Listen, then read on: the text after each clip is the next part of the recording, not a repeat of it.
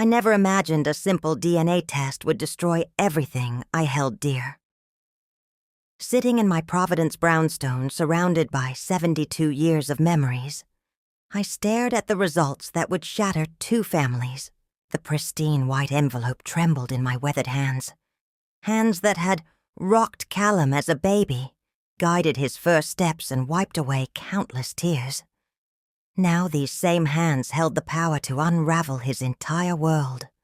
The grandfather clock, a wedding gift from my late husband, chimed 3 times, each ring echoing through the empty house like accusations. My son's restraining order lay on the coffee table, next to the untouched birthday presents for my grandchild I'd never met. What would you do if you discovered your only child wasn't yours? And worse, that your real son had been searching for you all along? Before we continue, tell us where you're tuning in from, and if this story touches you, make sure you're subscribed because tomorrow I've saved something extra special for you. The morning after I received my son's restraining order, I found myself doing what I always did when my world crumbled, tending to my prized rose garden. The thorns pricked my fingers as I aggressively pruned the withering blooms, but I barely noticed the pain. My mind was too occupied with the events that had led to this moment, this impossible situation where I couldn't even meet my own grandchild. The garden had always been my sanctuary, especially after losing Bernard to cancer 15 years ago. He'd helped me plant these very roses when we first moved into the brownstone, back when Callum was just starting high school. Now, at 72, I could trace every major life event through the growth of these plants. The white roses that bloomed when Callum graduated from Rhode Island School of Design, the pink climbers that witnessed his wedding to Marigold, the yellow tea roses that Bernard loved, still flourishing long after his passing. Mrs. Blackbriar? A voice interrupted my thoughts. It was Mrs. Pendleton from next door, peering over the fence with concern etched across her face. I saw Callum's car here yesterday. Everything all right? I straightened up, forcing a smile that didn't reach my eyes. Just a brief visit, Beatrice. You know how busy architects can be. The lie tasted bitter in my mouth, but it was better than admitting the truth, that my only son had served me with legal papers, preventing me from coming within 500 feet of his home or contacting his family. The past 6 months had been a slow descent into this nightmare. It started when Marigold announced her pregnancy on her lifestyle blog, Marigold's Modern Motherhood. I'd learned about my future grandchild along with her 50,000 followers. When I called Callum to express my hurt at not being told personally, he'd been defensive, distant. "Mom, we wanted to wait until things were certain," he'd said, his voice carrying that familiar tone of barely concealed irritation. "You know how difficult this journey has been for us." Of course I knew. I'd been there through 3 miscarriages, watching my son and daughter-in-law's hearts break again and again. I'd cooked meals, cleaned their house, sat with Marigold during her darkest days. But somewhere along the way, something had shifted. My help, once appreciated, became an intrusion. My suggestions, once welcomed, became criticism. The pregnancy progressed, documented in perfectly filtered Instagram posts. Baby shower photos appeared online, a lavish affair I hadn't been invited to. When I confronted Callum about it, he'd exploded. "You're suffocating us, Mom. Marigold needs peace and positivity right now. Your constant hovering, your endless opinions about natural birth and breastfeeding. It's too much." "I'm just trying to help," I'd protested, feeling the distance between us growing wider with each word. "I've been through this. I know what it's like." "That was 35 years ago, Mom.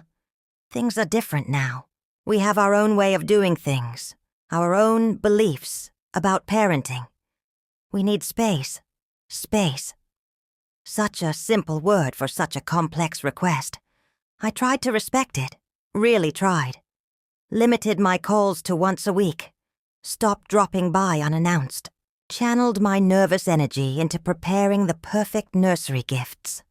Hand-knitted blankets, carefully selected classic children's books, a restored antique rocking chair that had been in our family for generations. When Imogen Rose Blackbriar was born on a crisp autumn morning, I learned about it through social media. My granddaughter's face, scrunched and perfect, appeared on my screen, along with a birth announcement that read like a magazine article. 8 pounds, 2 ounces, natural water birth, named after Marigold's grandmother. I called the hospital immediately, only to be told I wasn't on the approved visitors list. My texts went unanswered. My voicemails disappeared into the void. The gifts I sent were returned unopened. Finally, after 2 weeks of silence, Callum agreed to meet me at my house. He arrived looking exhausted but determined, his father's stubborn set to his jaw that I'd always found both endearing and frustrating. "This isn't working, Mom," he'd said, placing the restraining order on my antique coffee table. "Your behavior has become erratic. The constant calls to the hospital, the messages to Marigold's blog followers about being excluded, showing up at our house. I just wanted to see my granddaughter." The words had torn from my throat, raw with emotion. "I'm her grandmother, Callum. Your father would be ashamed of how you're treating me." His face had hardened at the mention of Bernard. "Don't you dare bring Dad into this. He would understand that we need to protect our family from toxic influences. Your manipulation, your guilt trips, your inability to respect boundaries. It ends now. Legally, if necessary."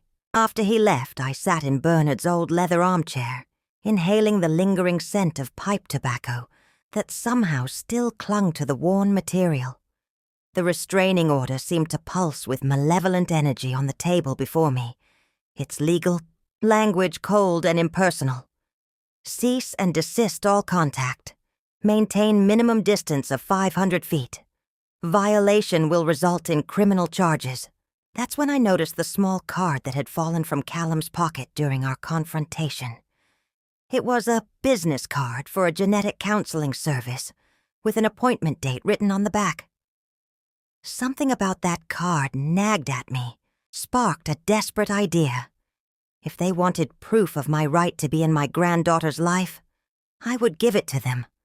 A DNA test would show them, legally and irrefutably, that I was family, that they couldn't just write me out of existence with a court order. Now, standing in my garden with dirt-stained hands and Mrs. Pendleton's concerned gaze still on me, I felt the weight of that decision. The DNA testing kit had arrived yesterday, its sterile swabs and careful instructions promising answers I thought I wanted. "Would you like to come over for tea, Evelyn?" Mrs. Pendleton's voice was gentle, knowing. She'd been my neighbor for 30 years, had watched Callum grow up, had brought casseroles after Bernard's funeral.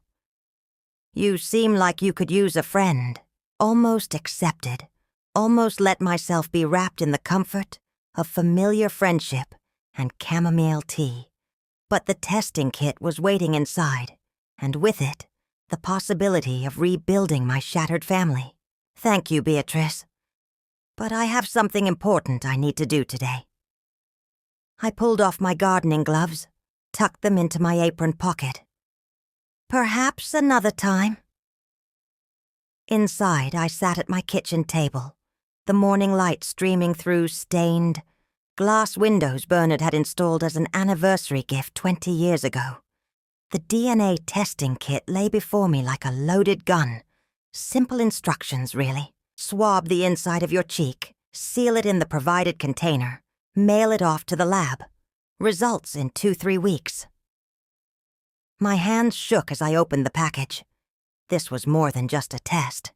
It was a declaration of war, a desperate grab for validation. But what choice did I have? They'd taken everything else from me. My role as mother, my right to be a grandmother, my dignity. As I sealed the sample into its sterile container, I thought about the family photos lining my hallway. Callum's first steps, his high school graduation, his wedding day. In every image, he was the spitting image of his father. Tall, broad-shouldered, with Bernard's distinctive cleft chin and warm brown eyes. Everyone had always commented on how strongly the Blackbriar genes showed in him. I addressed the envelope to the testing company, double-checking every detail. 3 weeks! 3 weeks until I could prove to them that blood ties couldn't be severed by legal papers and hurt feelings. 3 weeks until I could reclaim my place in my granddaughter's life. If only I'd known then what those 3 weeks would bring. How one desperate decision would unravel not just my family, but another's as well. How the truth, once unleashed, would prove far more devastating than any lie. The days crawled by like molasses. I threw myself into projects around the house, organizing Bernard's old study, finally tackling the boxes of Callum's childhood memorabilia in the attic. Anything to keep my mind occupied. Each item I touched seemed to mock me with memories of happier times. I found Callum's baby book, its pages filled with my careful documentation of every milestone. First smile, first word, first steps, hospital bracelets, tiny locks of hair, ink prints of impossibly small feet. I'd been so young then, just 28, navigating new motherhood while supporting Bernard's burgeoning academic career. The Providence General Hospital logo on the birth certificate caught my eye, the same hospital where Imogen had been born, where I'd been barred from visiting. I ran my fingers over the raised seal, remembering the chaos of that day. The emergency C-section, the complications, the fear. But we'd made it through, just like we'd made it through everything else. Until now. 2 weeks into the wait, I received an unexpected visitor. Dr. Theodore Ambrose, retired chief of obstetrics at Providence General, stood on my doorstep looking grave. I remembered him from my pregnancy with Callum, though he'd aged considerably since then. "Mrs. Blackbriar," he said, fidgeting with his bow tie, a nervous habit I remembered from all those years ago. "I understand you've recently submitted a DNA test for analysis." My heart skipped a beat. "How did you know about that?" He glanced around nervously. "May I come in? This isn't a conversation we should have on your doorstep." I led him to the living room, my mind racing. How did he know about the test? Why would a retired doctor care about my family drama? "Mrs. Blackbriar, Evelyn," he began, perching on the edge of my sofa. "I've been carrying a burden for many years, one that your DNA test is about to bring to light. I had hoped to take this secret to my grave, but it seems fate has other plans." The grandfather clock ticked loudly in the silence that followed. Outside, a lawnmower droned. Children shouted in play. Life went on normally, while my world teetered on the edge of some unknown abyss. "What are you talking about?" My voice sounded distant, strange to my own ears. Dr. Ambrose pulled out an old leather journal, its pages yellowed with age. "There was an incident at the hospital in 1980, the night your son was born. A terrible mistake was made, one that affected 2 families." The room seemed to tilt sideways as his words sank in. An incident. A mistake. 2 families. No. I whispered, but even as the denial left my lips, pieces began falling into place. The genetic counseling card I'd found. Callum's perfect resemblance to Bernard, despite my fair coloring. The nagging feeling I'd had sometimes, watching him grow, that something wasn't quite. There was another baby boy born that night, Dr. Ambrose continued, his voice heavy with regret. Another emergency C-section, another complicated delivery. In the chaos, the babies were. He trailed off, unable to complete the sentence. Switched. The babies were switched. The word hung unspoken between us, massive and devastating in its implications. My son, my Callum, wasn't mine at all. And somewhere out there was a child I had carried, had given birth to, had lost without ever knowing. Why? I managed to choke out. Why are you telling me this now? Dr. Ambrose opened his journal, revealing pages of cramped handwriting. Because the other family has been searching. Their son, your biological son, submitted his own DNA test last month. When the hospital's legal department was notified about your test, they connected the dots. They contacted me because I was there that night, because I've kept records. I couldn't breathe. The room was too small, the air too thin. 35 years of memories were suddenly cast in a different light, tainted by this revelation. Every proud moment, every shared laugh, every family resemblance we'd commented on, all of it built on a lie. The other family? I said, forcing the words past numb lips. Who are they? The Whitfields, he replied, consulting his journal.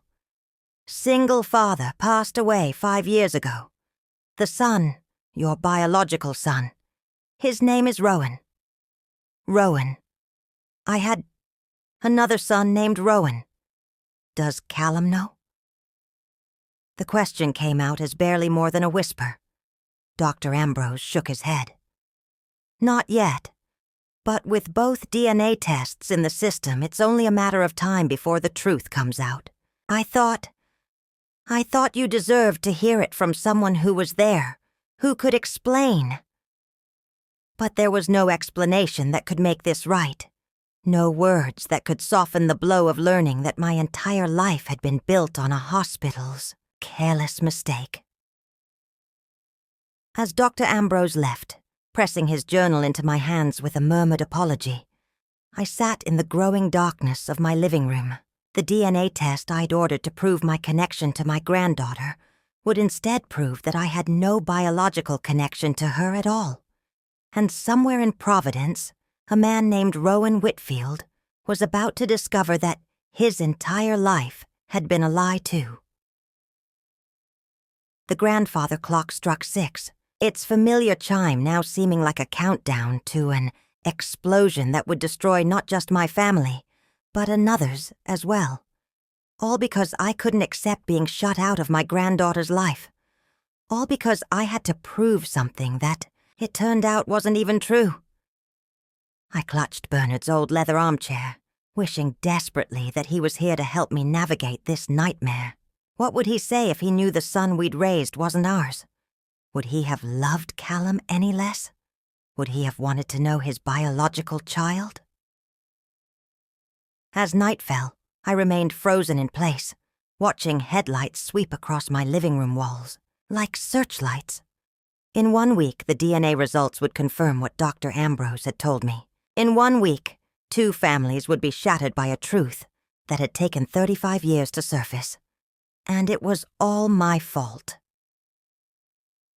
The DNA results arrived on a Tuesday morning, though I'd known what they would say for a week. The envelope sat unopened on my kitchen counter while I mechanically went through my morning routine. Coffee, toast, pretending my world wasn't about to implode. The grandfather clock struck 9, each chime like a hammer to my heart. Finally, with trembling hands, I opened the envelope. The clinical language confirmed what Dr. Ambrose had told me. 0% probability of biological relationship with submitted. Comparative sample. They'd matched my DNA against Callum's genetic counseling records, the ones I hadn't known existed until now. My son, the child I'd raised for 35 years, shared none of my genetic markers. But there was more. The report mentioned another, significant genetic match in their database. Rowan Whitfield, 99.9% probability of biological relationship, mother and son. The room spun as I read those words. My real son, the baby I'd carried for 9 months, the child I should have raised, had been living in the same city all this time. According to Dr. Ambrose's journal, which I'd been obsessively reading this past week, Rowan had grown up just across town with his father, Marcus Whitfield. Marcus had passed away 5 years ago, never knowing the truth about his son. I found myself doing something I'd promised myself I wouldn't do. I looked up Rowan Whitfield online. My fingers shook as I typed his name into the search bar. The results loaded, and suddenly, I was staring at a face that could have been mine 30 years ago. The same gray-blue eyes, the same high cheekbones, the slight dimple in the left cheek when he smiled. How had no one ever noticed the resemblance? Rowan was a paper artist, according to his website. He created intricate, delicate sculptures that seemed to defy the very nature of their material. His gallery showed pieces that looked like they might float away on the next breeze. Butterflies emerging from books, trees growing from single sheets of paper, birds taking flight from carefully folded pages. I spent hours scrolling through his work, trying to see pieces of myself in his artistic vision. Had he inherited my love of creating beauty from small things? I thought of my garden, of the careful way I nurtured each plant to bloom. Was that same patience, that same attention to detail, flowing through his veins? The phone rang, startling me from my reverie. It was Callum's number. My heart stopped. Mom. His voice was tight, controlled. We need to talk. Now. I knew this moment was coming, but nothing could have prepared me for it. Callum, don't. The word cut like a knife. Just don't. I'm coming over. Be there in 20 minutes. The line went dead. I sat there, phone still pressed to my ear, listening to the silence. 20 minutes. 20 minutes to prepare for the conversation that would change everything. Busied myself straightening the living room, a futile attempt at controlling something when my entire life felt out of control. I adjusted the photos on the mantel. So many images of a family that wasn't really mine. Should I take them down? Leave them up? What was the protocol for discovering your son wasn't your son? The doorbell rang exactly 20 minutes later. Callum stood on my porch, looking more like his father. No, not his father, I reminded myself. Than ever. His face was a mask of barely contained fury. How could you? He demanded, brushing past me into the house. A DNA test? Without telling me. Do you have any idea what you've done? I closed the door quietly, trying to gather my thoughts. I only wanted to prove I had a right to see Imogen. I never imagined... Never imagined what? That you'd destroy 2 families? That you'd uncover a secret that should have stayed buried? He paced the living room like a caged animal. Do you know how I found out? The Genetic Counseling Center called. They thought I should know about the unexpected results of my mother's DNA test. Imagine my surprise when they told me you weren't my mother at all. The pain in his voice was unbearable. Callum, please. You have to understand. I didn't know. When I ordered that test, I had no idea. But you knew for a week after Dr. Ambrose visited, didn't you? And you said nothing. He stopped pacing, fixing me with an accusatory stare. Were you ever going to tell me? I sank into Bernard's chair, feeling the weight of my silence crushing me. I was trying to figure out how. How do you tell someone that everything they believed about their life is a lie? You don't get to play the victim here, Mom. He spat, the word Mom, like it tasted bitter. You set this in motion. You couldn't respect our boundaries, couldn't accept that we needed space. You had to push, had to prove something. Well, congratulations. You've proved that you're not my mother. Happy now? Tears streamed down my face. You'll always be my son, Callum. Biology doesn't change that. I raised you, loved you. Shh. He held up his hand. Just stop. Do you know what this means? There's another family out there. Another man who grew up with the wrong parents. My biological parents. He ran his hands through his hair, a gesture so familiar it made my heart ache. Have you contacted him? This Rowan person? I shook my head. No, I've only looked him up online. He's an artist. He makes beautiful things out of paper. Don't. Callum's voice was sharp. Don't try to make this okay. Don't try to find silver linings. This isn't a Hallmark movie where everyone hugs it out and becomes one big happy family. This is real. Life, and you've just blown up mine. He was right, of course. This wasn't a heartwarming story of families reuniting. This was messy and painful and complicated. This was 35 years of lives built on a mistake, of bonds formed with the wrong people, of truths that could never be unknown. What about Marigold? I asked quietly. How is she taking this? Callum laughed, a harsh, bitter sound. How do you think? She's devastated. All her fears about genetic conditions, about what our children might inherit. They were focused on the wrong family, entirely. She's talking about getting tested again, about having Imogen tested. She's paranoid about what diseases might run in my real family. The way he said real family felt like a physical blow. Callum, please, we can figure this out together. We're still family, regardless of DNA. Are we? He turned to face me, and for the first time, I saw tears in his eyes. Because right now, I don't know what we are. I don't know who I am. The man I thought was my father isn't. The woman I thought was my mother isn't.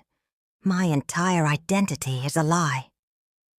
Bernard loved you more than anything in this world, I said fiercely. That wasn't a lie, and neither was my love for you. But it wasn't enough, was it? His voice was quiet now, defeated. It wasn't enough for you to just be my mother. You had to prove it. And in trying to prove it, you proved just the opposite. He moved toward the door, pausing with his hand on the knob. I need time. Don't call. Don't text. Don't try to fix this. You've done enough. The door closed behind him with a finality that felt like a physical pain. I sat in the growing darkness, surrounded by photos of a life that suddenly felt like a fiction. The grandfather clock chimed, marking time in a world that would never be the same. Hours passed. I should eat something. I thought distantly. Should call someone. Should do something other than sit here drowning in regret. But what was there to do when your entire world had been upended? My phone buzzed. A text message. For a moment, hope flared that it might be Callum, but the number was unfamiliar. Mrs. Blackbriar, this is Rowan Whitfield. I think we need to talk. The message was like a punch to the gut. Of course he would reach out. He'd received the same DNA results I had.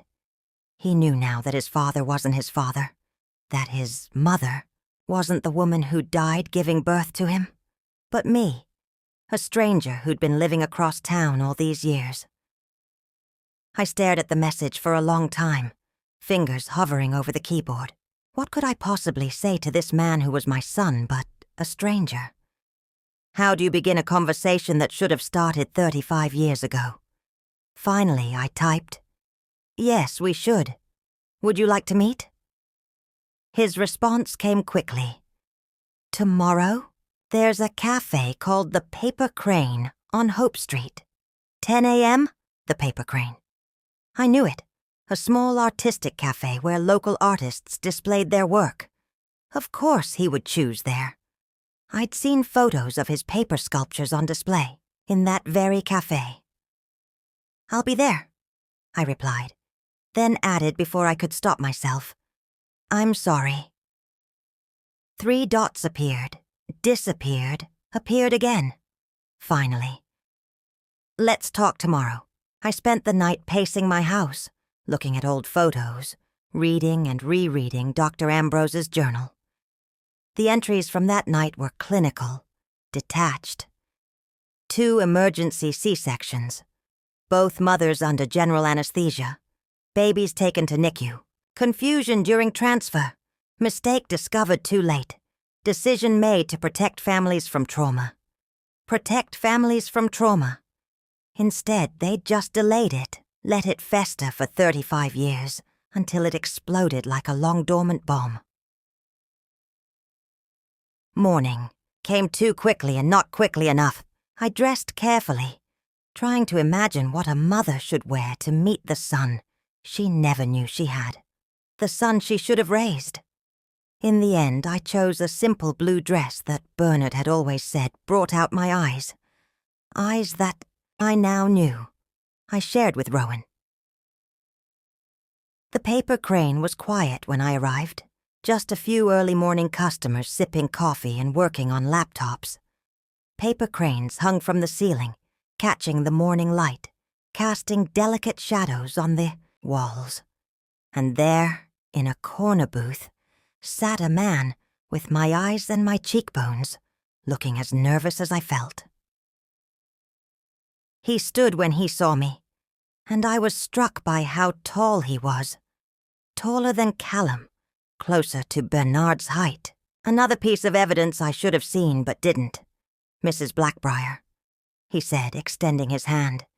"Evelyn," I corrected softly. "Please."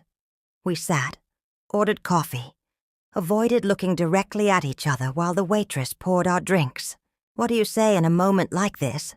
How do you bridge 35 years of absence? Telling and preparing this story took us a lot of time, so if you are enjoying it, subscribe to our channel. It means a lot to us. Now back to the story.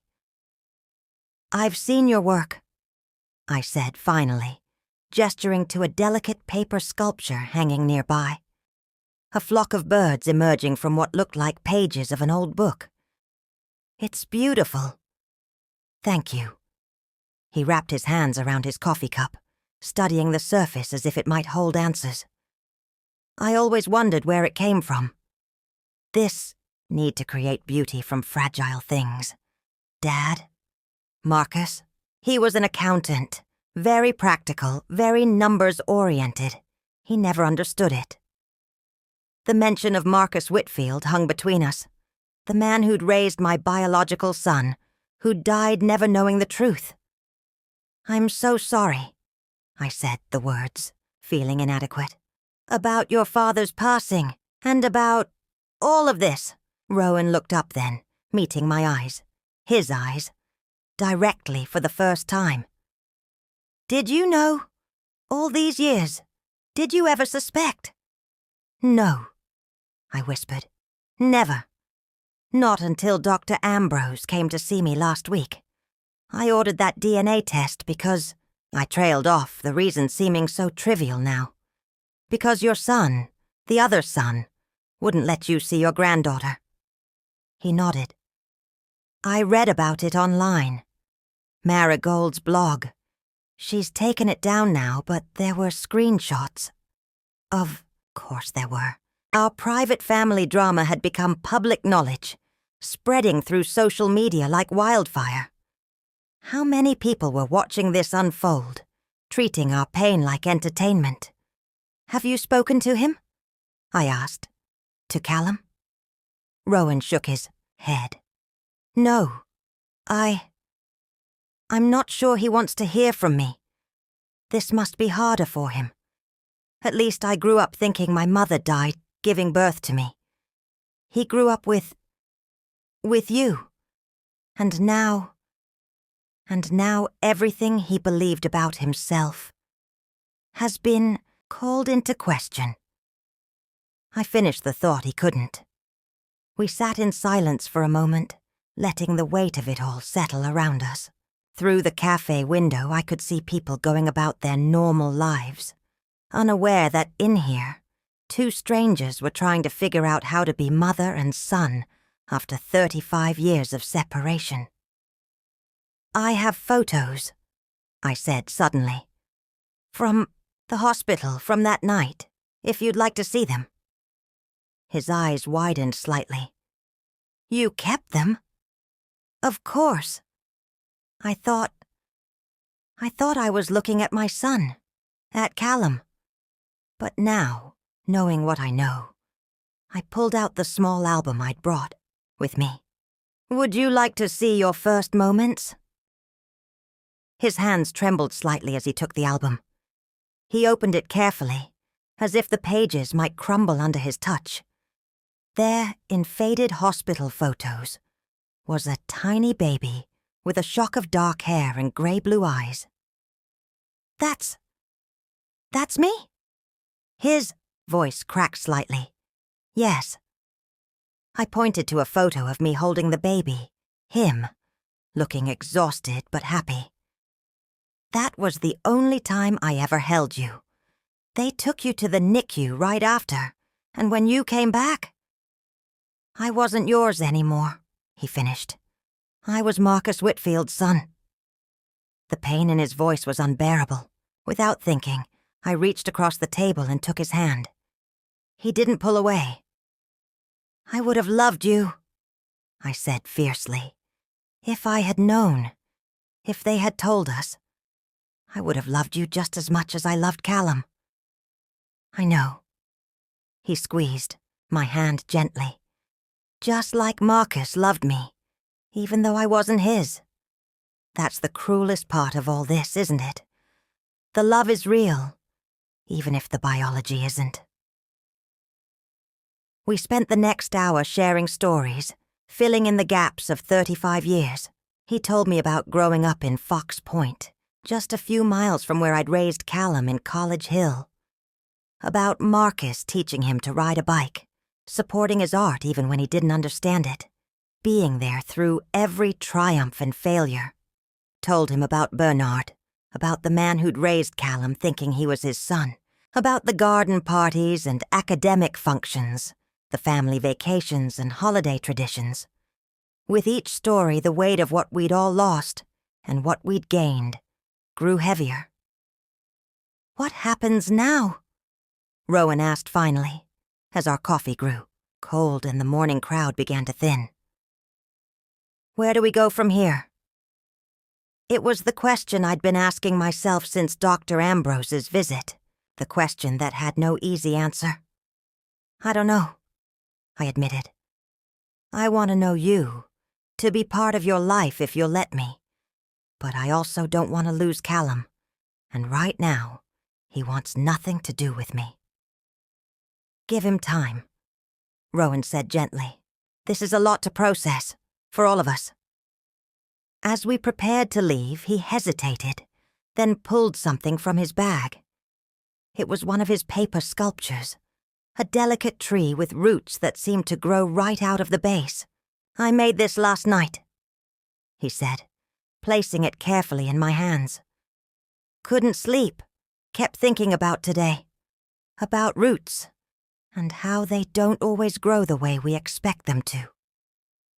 I held the sculpture carefully, marveling at its intricacy, at the way the paper branches reached upward while the roots spread in complex patterns below. It's beautiful, I whispered, touching one delicate leaf. Thank you. Maybe. He paused, choosing his words carefully. Maybe we can be like this tree. Find a way to grow new roots without destroying the old ones.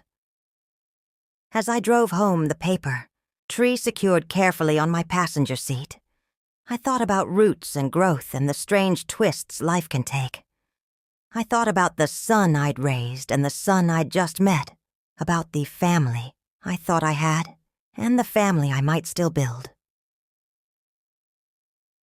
The grandfather clock struck noon as I entered my empty house. On the mantel, family photos smiled down at me, photos that told only part of the story. Carefully, I placed Rowan's paper tree among them, watching as its shadows mingled with the familiar faces. 2 families shattered by a single DNA test.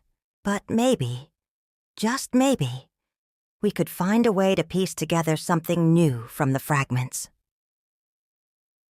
The weeks following my meeting with Rowan passed in a strange blur of silence and revelation. Callum maintained his distance, his number now blocked on my phone. Marigold had taken down her blog entirely, those screenshots of her last post, a raw, emotional piece about genetic betrayal and family secrets, continued to circulate online. Meanwhile, Rowan and I began the delicate dance of getting to know each other through cautious text messages and occasional coffee meetings.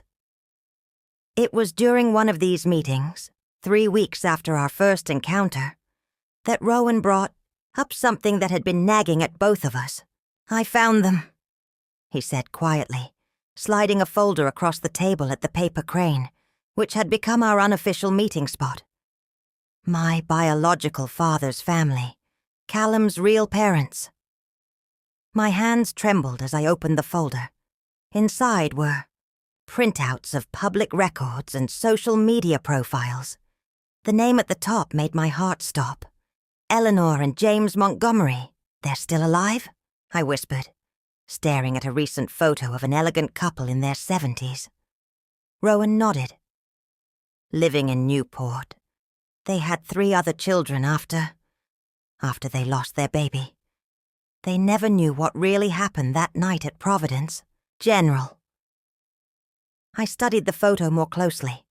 James Montgomery had Callum's build, his distinctive cleft chin. Eleanor shared his warm brown eyes.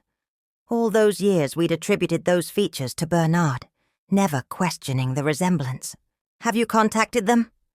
I asked, though I already knew the answer from the tension in his shoulders. "No, I thought we should decide together.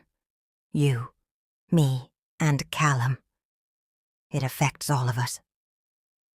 The mention of Callum brought a fresh wave of pain. He's not speaking to me, and I doubt he'd want to hear this from me anyway. Rowan was quiet for a moment, fiddling with his coffee cup. I could tell him. As his biological brother, I suppose. Though that sounds strange to say. The idea of Rowan reaching out to Callum filled me with both hope and dread. Hope that it might help heal the rift. Dread that it could make things even worse. "Do you think he'd listen?" "I don't know," Rowan admitted. "But he deserves to know he has biological parents out there. 3 siblings, too. The youngest is only 25. They kept trying after they thought they lost their first baby." The implications of this hit me hard. Not only had the hospital's mistake robbed Callum of his biological parents, but it had also denied him the chance to grow up with siblings. Instead, he'd been raised as an only child, while his real family continued growing without him. "There's something else," Rowan said, pulling another document from the folder. "I found my mother's death certificate. My other mother, I mean. The woman who died giving birth to me." I reached for his hand across the table, seeing the pain in his eyes. "Tell me about her." Her name was Grace Whitfield. She was 32 when she died. She was an elementary school teacher, loved art and music. Dad, Marcus, he kept her memory alive for me, told me stories about her, showed me pictures. I grew up thinking I had her artistic talent, her creative spirit. He laughed bitterly. "Turns out I got that from you instead." The guilt that had been my constant companion since Dr. Ambrose's visit intensified. "I'm so sorry, Rowan. If I hadn't ordered that DNA test—" "Don't." His voice was firm. "You can't blame yourself for wanting to know the truth. And maybe it's better this way. Better to know than to live with lies, even comfortable ones." We sat in silence for a while, watching the paper cranes overhead dance in the air-conditioning breeze. Finally, Rowan spoke again. "I'm going to reach out to Callum. He needs to know about the Montgomerys, and I'd like to know my brother, if he'll let me." I nodded, trying to ignore the stab of jealousy at the thought that Callum might be willing to build a relationship with Rowan while continuing to shut me out. That evening, alone in my garden, I found myself talking to Bernard, as I often did when life became overwhelming. "What would you think of all this, my love?" I asked the rosebush he'd helped me plant 30 years ago. "Would you love Callum any less knowing he wasn't ours? Would you want to know Rowan, the son we should have raised?" The roses offered no answers, but tending to them helped calm my racing thoughts. I was deadheading the spent blooms when my phone buzzed with a text from Rowan. I sent Callum a message. He agreed to meet. My heart leaped and sank simultaneously. "When?" I typed back. "Tomorrow evening." "He wants to meet at his office after hours.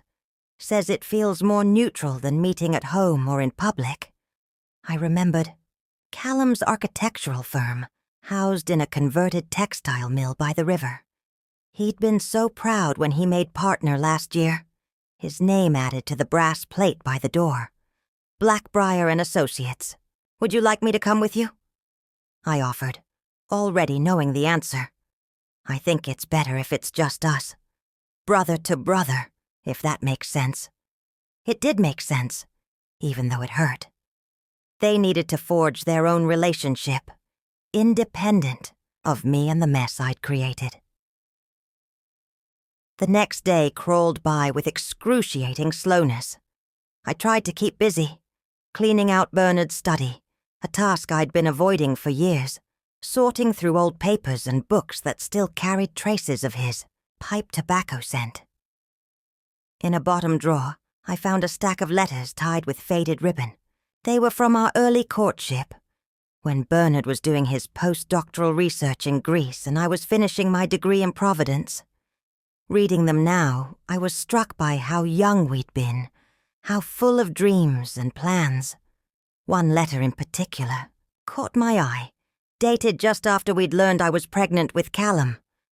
No, not Callum, with the baby we lost, without knowing it. "My dearest Winnie," Bernard had written. "The news of our impending parenthood fills me with joy and terror in equal measure. Will I be a good father? Will our child inherit your grace, your kindness, or my stubborn determination? Perhaps a bit of both.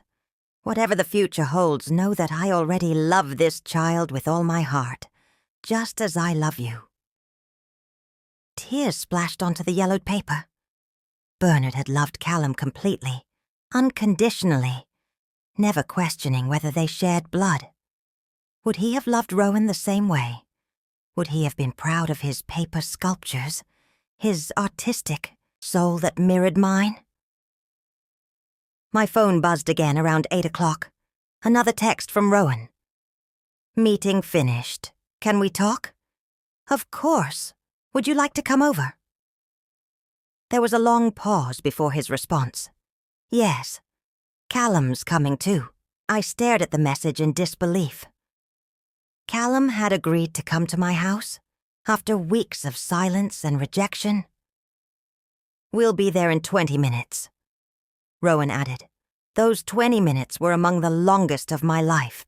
I rushed around the house like a madwoman, straightening pillows, putting away Bernard's letters, making sure there was fresh coffee ready. Should I put out snacks? Was this a snacks kind of conversation? The doorbell rang before I could decide. Through the stained glass panels, I could see 2 tall figures standing on my porch. One familiar, one still new, but becoming more familiar each day. I opened the door with trembling hands. Callum wouldn't meet my eyes, but he stepped inside when Rowan did.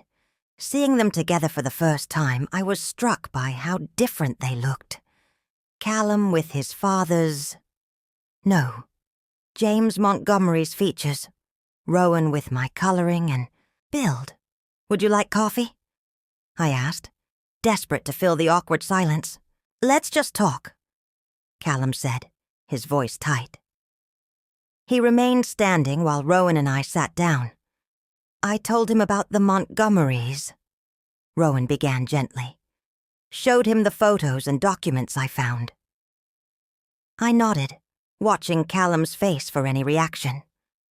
His expression remained carefully neutral, but I could see the muscle ticking in his jaw, a sure sign of emotional turmoil. They live in Newport, Callum said finally. All this time, my real parents were just an hour away. They never knew, I said quickly. Dr. Ambrose's journal makes that clear. They were told their baby died shortly after birth. And they went on to have 3 more children.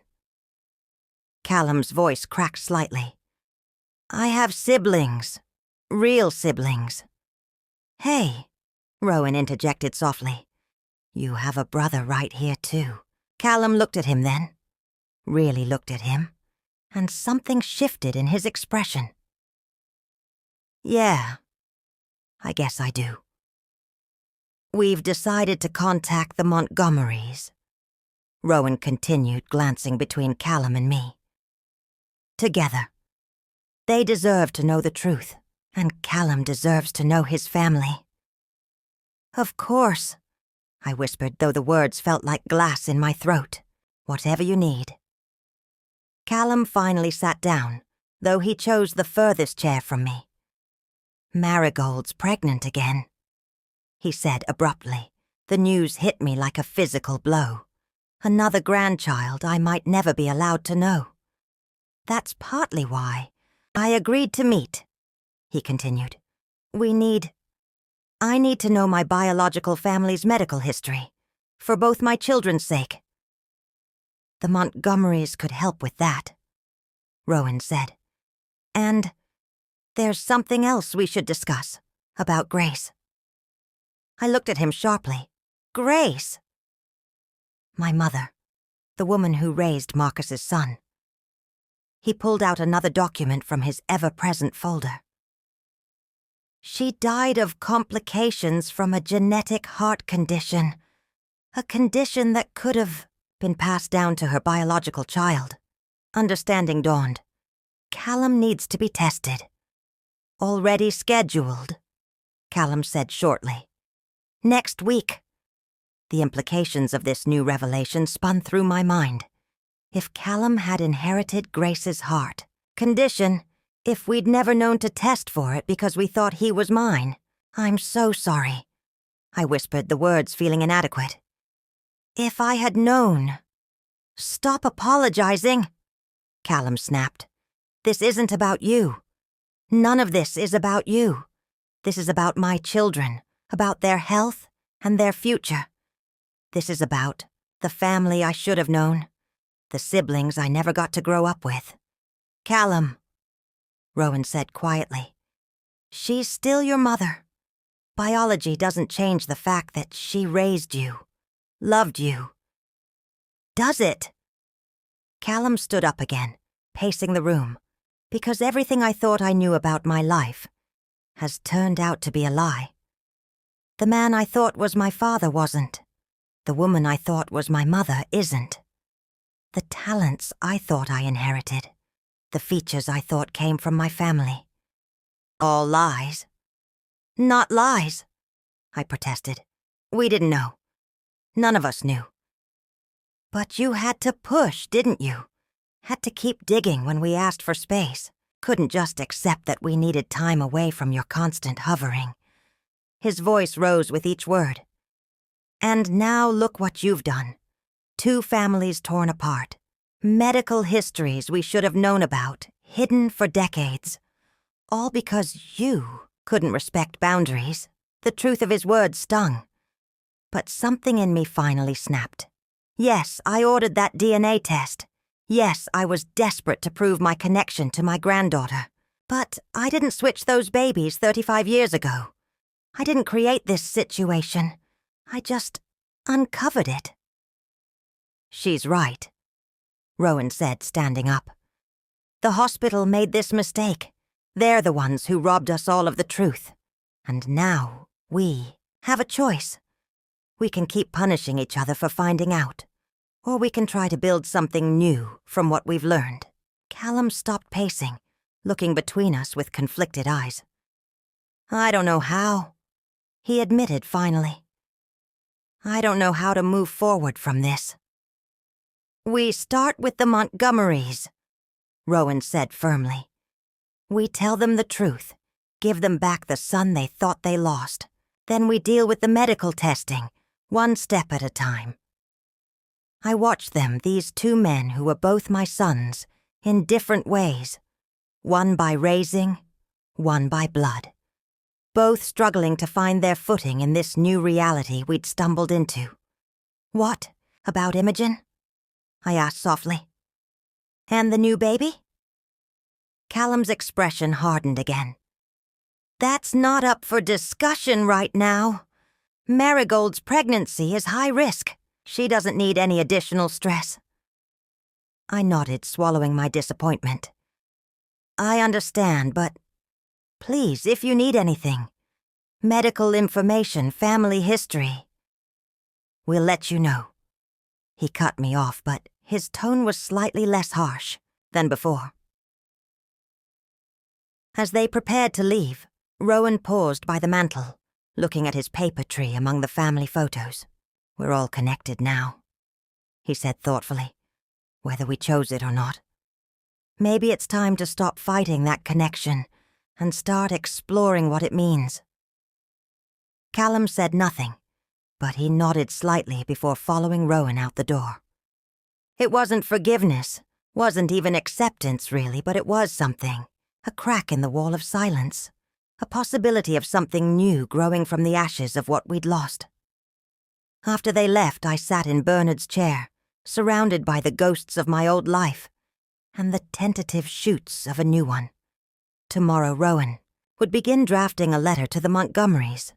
Next week, Callum would be tested for Grace's heart condition, and I would be here, watching the family I thought I had transformed into something I never expected. The grandfather clock struck midnight, its familiar chime echoing through the quiet house. Outside, my roses continued to bloom, unconcerned with the human drama unfolding around them. Life, I was learning, had a way of growing in unexpected directions, putting down roots in the strangest soil. I picked up one of Bernard's old letters, running my fingers over his familiar handwriting. Whatever the future holds, he had written, know that I already love this child with all my heart. He hadn't known then that the child wouldn't be his, just as I hadn't known the baby I carried wasn't the one I would raise. But love, as Rowan had said, was real even when biology wasn't. Now I had two sons, one I'd raised but didn't birth, one I'd birthed but never raised. And somewhere in Newport, a couple in their 70s was about to learn that their firstborn son hadn't died after all. The truth had shattered us, yes, but maybe, just maybe, we could build something stronger from the pieces. The letter to the Montgomerys took a week to write. Rowan, Callum, and I met several times at the paper crane, laboring over every word. How do you tell someone that their child didn't die 35 years ago? That he's been living just an hour away, building a successful career, starting his own family? Dear Mr. and Mrs. Montgomery, the final version began. We are writing to share information that will likely come as a shock. In 1980, at Providence General Hospital, a terrible mistake was made.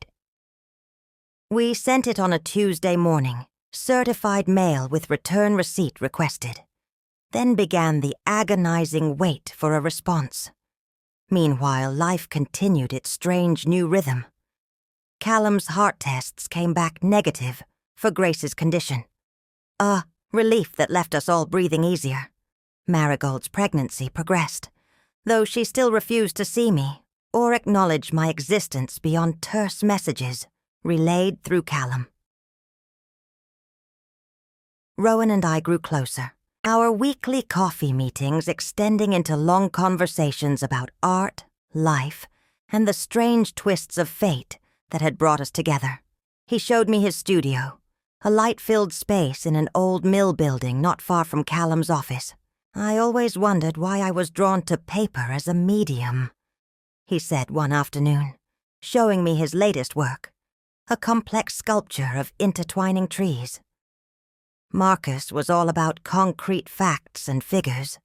Grace, from what I was told, preferred oil paintings. But paper. Paper spoke to me.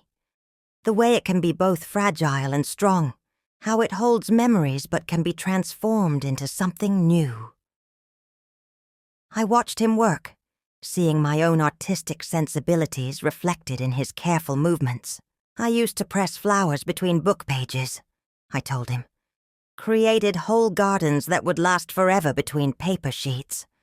Bernard always said I had magic in my fingers, the way I could preserve beauty. Rowan smiled, adding another delicate branch to his creation. Maybe that's where I get it from. This need to capture moments, to freeze time in fragile things. The moment was interrupted by Rowan's phone buzzing. He checked it, his expression changing instantly. "It's Callum," he said. The Montgomerys responded. My heart jumped. What did they say? They want to meet, all of us. This Sunday, 3 days away. 3 days to prepare for a meeting that would change everything, yet again. The Montgomerys suggested meeting at their home in Newport, a beautiful colonial revival overlooking the ocean. As we drove there, Rowan insisted on picking me up while Callum drove separately. I couldn't stop thinking about how different Callum's life might have been if he'd grown up here instead of in my modest Providence brownstone. James and Eleanor Montgomery were waiting for us in their sunlit living room, along with their 3 other children, Catherine, Thomas, and Rebecca. The family resemblance was striking. Callum had his father's height, his mother's eyes, his sister Catherine's smile. They all shared that distinctive cleft chin. "Welcome," Eleanor said, her voice trembling slightly. She couldn't take her eyes off Callum. "Please, sit down." The next few hours were a blur of emotions, explanations, and carefully shared photographs. The Montgomerys had their own hospital records from that night, their own grief story that now needed rewriting. They told us our baby didn't survive the night, James explained, his hand gripping Eleanor's tightly. We were devastated, but we were young, and the doctors encouraged us to try again. So we did, Eleanor continued. We had Catherine 2 years later, then Thomas, then Becky. But we never forgot our firstborn. We have a stone for him in the family plot. Just a small marker that says, "Baby boy Montgomery, taken too soon." Except I wasn't taken, Callum said quietly. I was just misplaced. The word hung in the air, heavy with implications. Misplaced, like a set of keys, or a favorite sweater. Not a human being who would grow up calling other people mother and father. You were raised well, Eleanor said, looking at me with an expression I couldn't quite read. We've looked you up, of course. Harvard-educated architect. Successful firm. Beautiful family of your own. Thanks to Mom, Callum said, then caught himself. I mean, thanks to Evelyn. The slip hurt. But I tried not to show it. This wasn't about me or my feelings. This was about Callum finding his biological family, about the Montgomerys reclaiming their lost son. And you. James turned to Rowan. You're an artist. We've seen your work online. Quite remarkable. Thank you, Rowan replied softly. I get it from my mother. He glanced at me, a small smile playing at his lips. The conversation flowed more. Easily after that, decades of missing history being filled in from both sides. Catherine, Thomas, and Rebecca shared childhood stories, painting pictures of the sibling relationships Callum had missed. Family vacations to Martha's Vineyard, sailing lessons in the bay, summer parties on the lawn overlooking the ocean. You'll join us this summer, won't you? Eleanor asked eagerly. We do a big family gathering every July. All the cousins come, and now with your little ones. She trailed off, perhaps sensing she'd overstepped. Callum shifted uncomfortably. That would be nice, he said carefully. I'll have to discuss it with Marigold. She's pregnant again, and with everything that's happened. Of course, James said quickly. No pressure. This is all... Well, it's a lot to process. Speaking of processing, Thomas spoke. What about legal matters? Names, inheritance, that sort of thing? The question landed like a stone in still water, ripples of tension spreading through the room. I'm not looking for anything, Callum said firmly. I have my name, my life. I'm not here to claim some lost inheritance. But you are a Montgomery, Eleanor insisted. By blood, if not by name. You should have what would have been yours all along. I watched Callum struggle with this, saw the conflict play across his face. The name Blackbriar wasn't really his. It had come from Bernard, who wasn't his biological father. But it was the name he'd built his reputation on, the name his daughter carried. Maybe, Rebecca suggested gently. We could focus on building. Relationships first. The legal stuff can wait. Becca's right, Catherine agreed. We've just found our brother. Let's not complicate it with lawyers and paperwork just yet. The tension eased somewhat, but I could see the question had planted seeds in Callum's mind. Who was he really? Blackbriar or Montgomery? The son of a college professor and his wife, or the firstborn of a wealthy Newport family? As the afternoon wore on, Eleanor brought out photo albums, eager to share glimpses of the life Callum could have had. Pictures of family celebrations, graduations, weddings, all the moments he'd missed. This was Catherine's debutante ball, she said, pointing to a photo of a teenage girl in a white dress. And here's Thomas winning the junior sailing championship, Becky's first piano recital. Each photo was like a small knife, showing Callum the parallel life he might have lived. I saw him drinking it all in, his expression a mix of fascination and loss. We had good memories, too, I couldn't help saying. Different ones, but good. Of course you did, Eleanor said kindly, too kindly. You raised him well, gave him opportunities. We can never thank you enough for that. But there was something in her tone that suggested she thought Callum's life should have been here, in this ocean view mansion with sailing lessons and debutante balls, not in my modest brownstone with garden parties and academic functions. Rowan must have sensed my discomfort because he suddenly stood up. Would anyone like to see my latest work? I brought something. A piece I've been working on since all this began. From his portfolio, he carefully extracted a large paper sculpture. It was his most complex piece yet.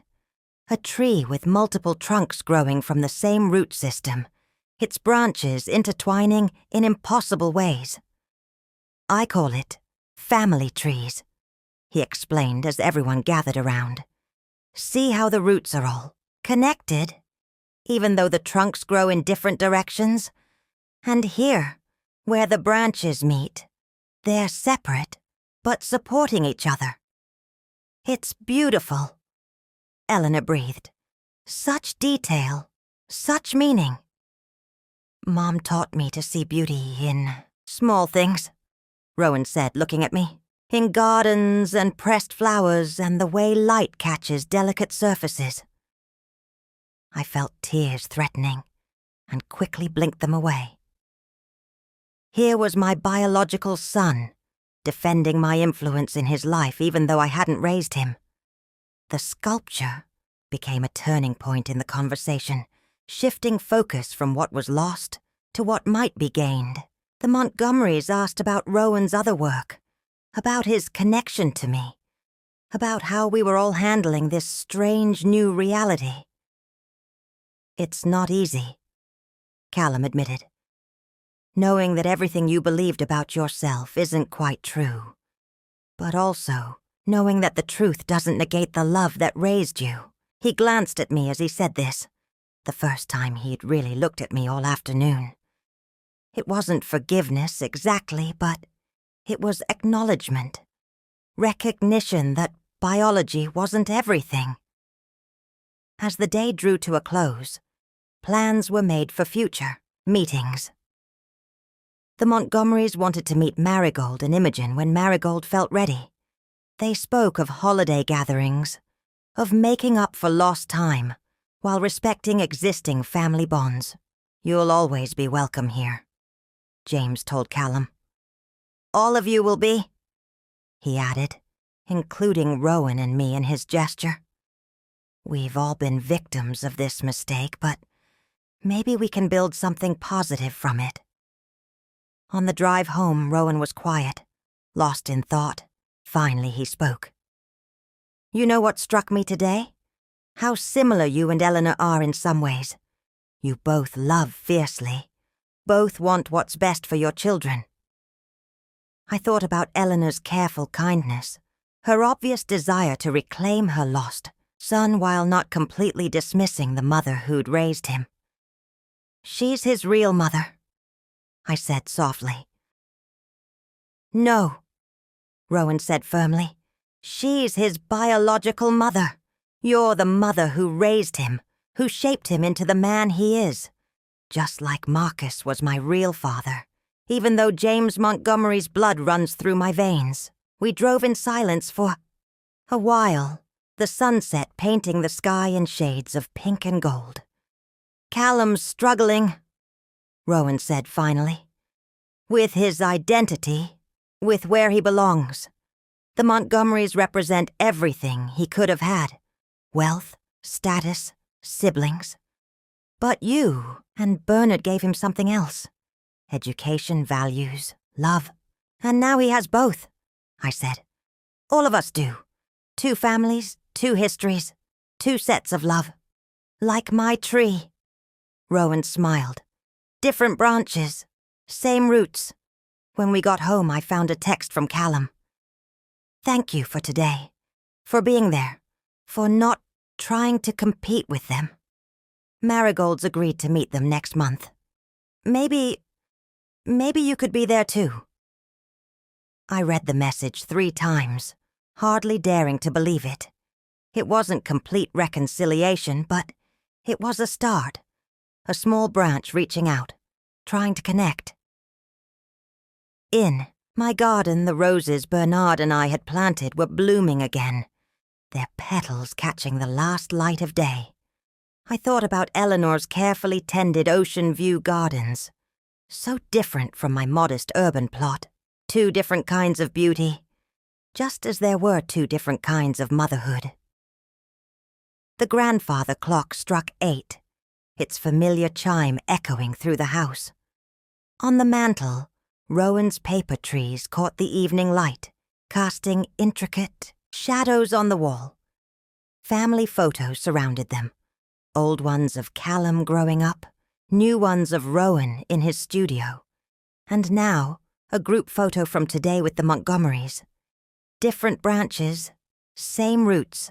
Maybe that was the key to moving forward. Not trying to erase the past or choose between families, but finding ways to grow together, to create something new and beautiful from what fate had given us. I pressed a rose petal between the pages of Bernard's old journal, preserving this moment just as I had preserved so many others. Tomorrow would bring new challenges, new adjustments, new attempts at building bridges between our interconnected lives. But for now, this was enough. This quiet moment of hope, this small sign of healing. The call came at midnight, jolting me from a fitful sleep. Callum's number flashed on my screen. The first direct call from him in months. "Mom." His voice was tight with panic. "Something's wrong with Marigold. We're at the hospital." I was already reaching for my car keys. "What happened?" She collapsed. "At home. There's bleeding. The baby?" His voice cracked. "They're saying something about genetic complications. They need family medical history. All of it. Not just the Montgomerys, but Grace's too. Where's that file Rowan gave us?" "I have it here. I'm on my way." The night was thick with fog as I drove to Providence General, the same hospital where everything had gone wrong 35 years ago. Cruel irony that we were back here now, desperately needing information that had been hidden for decades.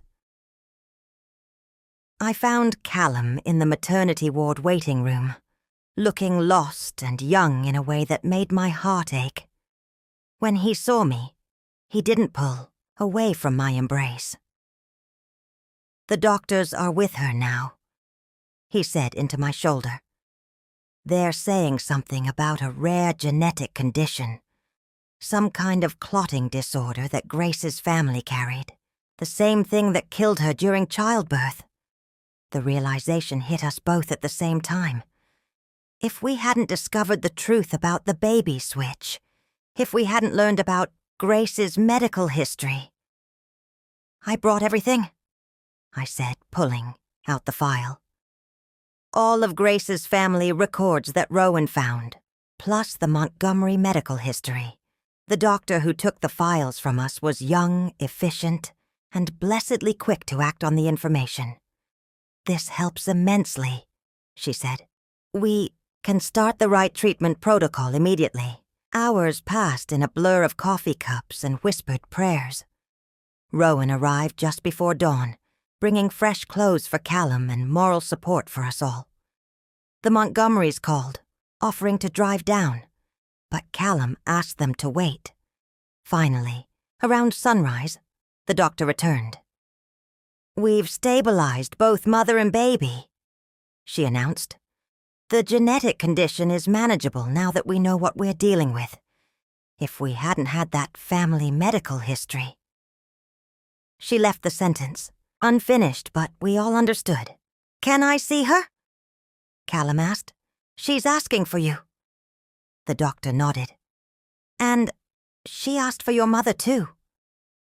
I looked up, startled. Marigold had refused to see me or speak to me since the DNA test revelation. We found her looking pale but determined in her hospital bed. Her hand went instinctively to her swollen belly as we entered. "I need to say something," she said before either of us could speak. "I've been wrong about everything. If you hadn't done that DNA test, if we hadn't found out about Grace's medical history." She took a shaky breath. "You saved our baby's life. Both our babies' lives, really. Because Imogen could have inherited this too. Marigold?" I started, but she held up her hand.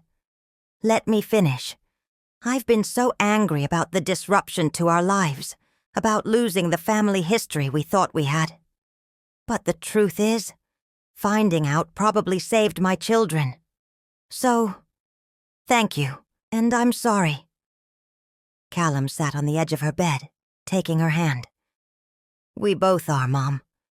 Sometimes it takes almost losing everything to realize what matters. And what matters?" I asked softly. "Family." he said firmly, all of it. The family that raised me, the family I was born to, and the family I'm building now. Imogen needs all her grandparents, biological and chosen. Speaking of Imogen, Marigold said, she's with my mother right now, but maybe you could watch her tomorrow while I'm here. She should get to know her grandmother. The word grandmother brought fresh tears to my eyes. I'd love that. As if on cue, my phone buzzed with a text from Rowan. Everything okay? In there? Also, you might want to see this. Attached was a photo of the hospital's main entrance, where Eleanor and James Montgomery stood with Rowan, all of them holding coffee cups and looking concerned. The cavalry has arrived. I showed the phone to Callum and Marigold. Should I tell them to come up? Marigold nodded. Yes. It's time we all stop pretending we can keep our families separate. This baby is going to need all of us. As I headed to the lobby to get the others, I passed the maternity ward where everything had gone wrong 35 years ago. The same ward where, just hours ago, knowing the truth had saved my grandchild's life. Sometimes blessings come disguised as chaos. Sometimes it takes breaking apart to build something stronger. And sometimes, in the midst of a storm, you find exactly the family you need. Not the one you expected, but the one fate knitted together in its own mysterious way. The weeks following, Marigold's hospital scare brought changes I never could have anticipated. The walls between our fractured families began to crumble, replaced by something new and unexpectedly beautiful. Marigold was ordered to complete bed rest for the remainder of her pregnancy. And suddenly, my quiet brownstone became a hub of constant activity. Eleanor Montgomery and I found ourselves co-managing a complex schedule of childcare, meal deliveries, and hospital visits. Imogen spent her mornings with me in my garden, learning the names of flowers and creating fairy houses beneath the rose bushes. In the afternoons, Eleanor would arrive with her impeccable energy and endless stories about the father Callum never knew he had. She's exactly like you were at this age, Eleanor remarked one morning, watching Imogen carefully arrange petals in a pattern. James was always so methodical, planning everything to the last detail. That's where Callum gets it from. I looked up from the flower bed I was weeding. Really? I always thought he got that from Bernard. A moment of awkward silence followed. These moments still happened sometimes when we bumped up against the complexity of our shared history. But Eleanor just smiled. Maybe he got a double dose. Nature and nurture both pointing him in the same direction. It was a generous way of looking at it. This idea that Callum had inherited the best of all his parents, both biological and raised. I was learning to see it that way too, though some days were harder than others. Rowan had become a constant presence as well, his artistic soul finding new inspiration in the unfolding family drama. He'd set up a temporary studio in Bernard's old study, creating a series of paper sculptures he called the grafting. See how these branches come together? He explained one evening, showing me his latest piece. Like in horticulture, when you join two different plants to create something stronger. That's us, all of us. The sculpture showed two distinct trees growing together, their branches intertwining until it was impossible to tell where one ended and the other began. At the base, roots spread out in an intricate pattern that reminded me of DNA helixes. It's for the baby's nursery, he said quietly. If that's okay? It's more than okay, I assured him, touching one delicate paper leaf. It's perfect. The baby's nursery had become a joint project, another way for our blended families to heal.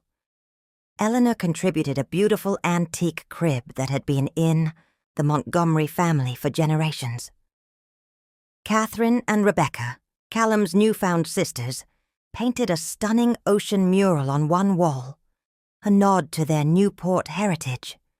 Thomas installed a custom-built window seat where Marigold could nurse and watch the sunrise. My contribution was more modest, pressed flower art in vintage frames, and Bernard's old rocking chair, reupholstered in soft sea-green fabric that matched the ocean mural. "This chair has history," I told Marigold when we showed her the finished room. She was finally allowed short visits home from the hospital, though she still couldn't climb stairs. Callum had carried her up to see what we'd created. I rocked Callum in it every night when he was colicky. Bernard would read to him here, while I graded papers, and now it's where I'll rock both his children," Marigold said softly, running her hand over the smooth wooden arm. All that love, still here, but beneath the surface of our growing harmony, tension still simmered. James Montgomery had begun, talking about inheritance again, about Callum's rightful place in the family business. The Montgomerys owned a successful shipping company that had operated out of Newport for generations. He should have been groomed for this from childhood, James said during one family dinner. The company should have passed from father to son, as it has for 5 generations. "Dad," Catherine interjected, "Thomas is already being groomed to take over. You can't just—" "There's room for both of them," James insisted. "Callum's architectural experience could be valuable as we expand the commercial properties division." I watched Callum's face during these conversations, saw the conflict there. The Montgomery shipping empire offered a kind of legacy that his architectural firm couldn't match, but it also meant stepping into a role he'd never prepared for, accepting a birthright he'd only just discovered. "What do you think I should do?" he asked me one evening, after everyone else had gone home. We were sitting in my garden, the same place where we'd had so many heart-to-hearts throughout his life. "I think," I said carefully, "that you need to decide who you want to be. Not who anyone else wants you to be. But who am I?" He picked up a fallen rose petal, turning it over in his fingers. "Am I Callum Blackbriar, Bernard's son, the architect? Or Callum Montgomery, James's heir, the lost son returned?" "Why do you have to choose?" I asked. "You're all of those things. Just like you're both my son and Eleanor's. Just like this baby will be both Montgomery and Blackbriar." He was quiet for a long time, watching the sunset paint the sky in shades of pink and gold. "I've been thinking about changing my name," he finally said. "Not to Montgomery, but maybe to include it. Callum Montgomery Blackbriar." The suggestion caught me off guard, though perhaps it shouldn't have. "What does Marigold think about this?" "She likes it.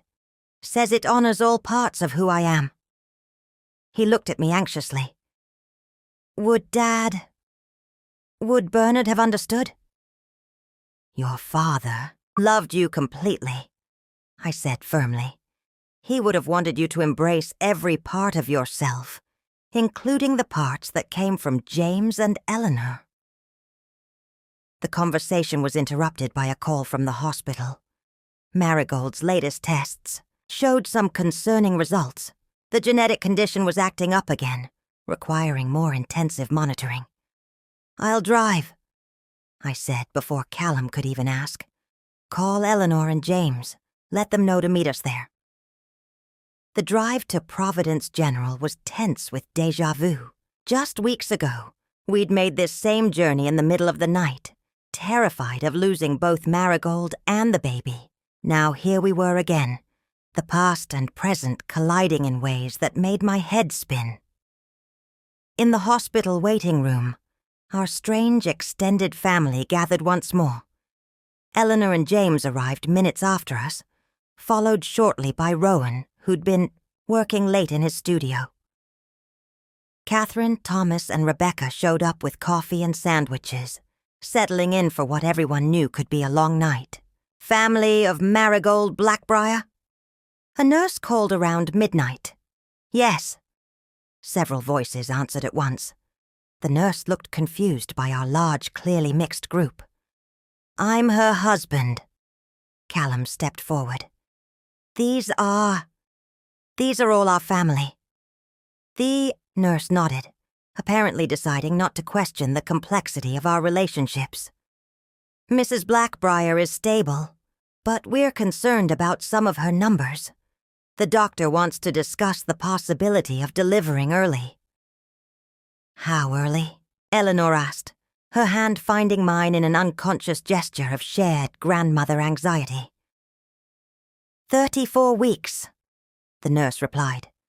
Not ideal, but with the genetic complications, like Grace. Rowan said quietly. She was 34 weeks when... The unfinished sentence hung in the air. Grace had died giving birth to the baby she thought was hers. My biological son, Rowan. The same genetic condition that had taken her life was now threatening Marigold. This is different, I said firmly, squeezing Eleanor's hand. We know what we're dealing with now. We have the family medical history, the right treatments. Mrs. Blackbriar is asking for her mother, the nurse interrupted gently. Everyone looked around uncertainly. Marigold's own mother was away on a cruise, unreachable. Both of you, Callum said, looking at Eleanor and me. She wants both of you. We found Marigold propped up in her hospital bed, monitors beeping steadily around her. Her hands rested protectively on her swollen belly. I need you both to promise me something, she said without preamble. If anything happens to me, nothing's going to happen. Eleanor started, but Marigold shook her head. Listen, please. If anything happens, I need you both to be there for my children. Not competing, not keeping score about who's really family and who isn't.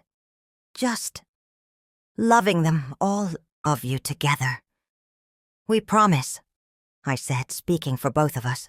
But nothing's going to happen because you're stronger than this illness, and you have something Grace didn't have. You have all of us.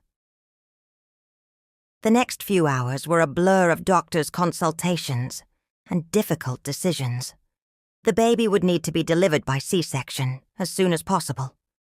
The genetic condition was causing Marigold's blood to clot unpredictably, putting both her and the baby at risk. I want to wait until morning, Marigold insisted. I want Rowan to finish the nursery sculpture. I want everything to be ready. But her body had other plans. Around 3 a.m., her condition suddenly deteriorated. The medical team rushed into action, leaving our family huddled in the waiting room, holding on to each other and holding our breath. Rowan paced, his artist's hands fidgeting, with scraps of paper he'd pulled from his pocket. Without seeming to think about it, he began folding them into tiny creatures, birds and butterflies that he placed carefully on the waiting room tables. For luck, he said when he caught me watching. And hope. James and Eleanor sat together, their hands clasped, perhaps remembering another night in this same hospital 35 years ago, when they thought they'd lost their firstborn son. Catherine, Thomas, and Rebecca huddled together, whispering prayers or encouragement or both. And I sat in the hard plastic chair, watching my son, the son I'd raised if not birthed, wear a path in the waiting room floor, watching him struggle with the same fear I'd felt 35 years ago in this very hospital, when I thought I might lose my baby. But this time was different. This time we had the right information, the right treatments. This time we had each other, all of us, this strange, beautiful, grafted family tree that had grown from the seeds of a hospital's mistake. Hours passed. Rowan's paper creatures multiplied until the waiting room looked like some kind of magical garden. Eleanor taught Imogen, who'd been brought by Catherine's husband, how to fold simple paper cranes. James told stories about Callum's Montgomery, ancestors, sea captains and shipping magnates who'd helped build Newport, and I sat and watched and prayed to Bernard, asking him to help guide us through this night, to help his son, because biology be damned, Callum would always be his son, through this crisis. Finally, just as the sun began to rise over Providence, painting the hospital windows with golden light, a doctor appeared. "Mr. Blackbriar?" she called. "Or Mr. Montgomery Blackbriar?" Callum looked up sharply at the use of his newly chosen name. "Yes," the doctor smiled, and collectively our entire family began to breathe again. "Congratulations," she said. "You have a healthy son, and your wife is doing well." The waiting room erupted in tears and hugs and laughter. Rowan's paper creatures fluttered in the air conditioning like celebratory confetti. "And the genetic condition?" Eleanor asked, ever practical, even in her joy. "We'll need to monitor both mother and baby closely," the doctor said. But knowing the family history, having the right treatments in place, it made all the difference. As our family moved en masse toward the maternity ward to meet its newest member, I caught Callum's arm. "Have you decided on a name?" I asked. Softly, he smiled, tears shining in his eyes. "Bernard Montgomery Blackbriar," he said, "to honor all his grandfathers, the one who raised me, the one who lost me, and the one who's watching over us all." The day we brought little Bernard Montgomery Blackbriar home from the hospital was the day everything finally fell into place. Marigold, still weak but recovering well, was settled in the newly finished nursery, surrounded by Rowan's paper sculptures and the love of two intertwined families. I stood in the doorway, watching as Eleanor showed Marigold an old Montgomery family tradition, a silver rattle that had been passed down through generations. "It should have been Callum's," Eleanor said softly, placing the delicate heirloom in the baby's tiny grasp. "But now it's his son's, and somehow that feels even more right." Marigold looked up at me, her eyes bright with understanding. "We need a Blackbriar tradition too," she said. "Something from both sides of his family." Without a word, I went to Bernard's study and retrieved the leather-bound copy of The Secret Garden that we'd read to Callum every night when he was small. The book's pages were worn with love, its margins filled with Bernard's careful annotations. Little notes about the power of growth, of healing, of finding family in unexpected places. "Perfect," Marigold whispered when I brought it back. "We'll read it to both children." The moment was interrupted by Imogen's excited squeal from the garden. Looking out the nursery window, we could see her with James and Rowan, all three bent over something in the flower beds. "Dad's teaching her about the Montgomery family flowers," Callum explained, joining us at the window. "Apparently there's some special rose variety that's been grown at the Newport house for generations." "The Montgomery blue?" Eleanor nodded. "It's quite rare. James has been trying to propagate it for years." I couldn't help but smile at the irony. The Montgomerys had their special roses too, just like I had my carefully tended garden. More connections, more shared roots we hadn't known existed. "Actually," James called up from the garden, having spotted us at the window, "I brought something for you, Evelyn. A cutting from the original Montgomery blue. Thought you might like to add it to your garden." The gesture brought unexpected tears to my eyes. It was more than just a rose cutting. It was an acknowledgement, an acceptance, a way of saying that my garden, like my family, could embrace both Blackbriar and Montgomery traditions. But the day's surprises weren't over. Rowan, who had been suspiciously quiet all morning, cleared his throat. "Since everyone's here," he said, "I have something to show you. It's something I've been working on since little Bernard was born." He led us to Bernard's study, which had become his temporary studio. There, taking up most of the desk, was his most ambitious paper sculpture yet. It was a perfect miniature of both houses, my Providence brownstone and the Montgomerys' Newport mansion, connected by an intricate paper garden that contained elements of both properties. Tiny paper roses bloomed everywhere, some clearly meant to be the Montgomery blue, others representing my own carefully tended varieties. "The houses are different," Rowan explained, pointing out the details.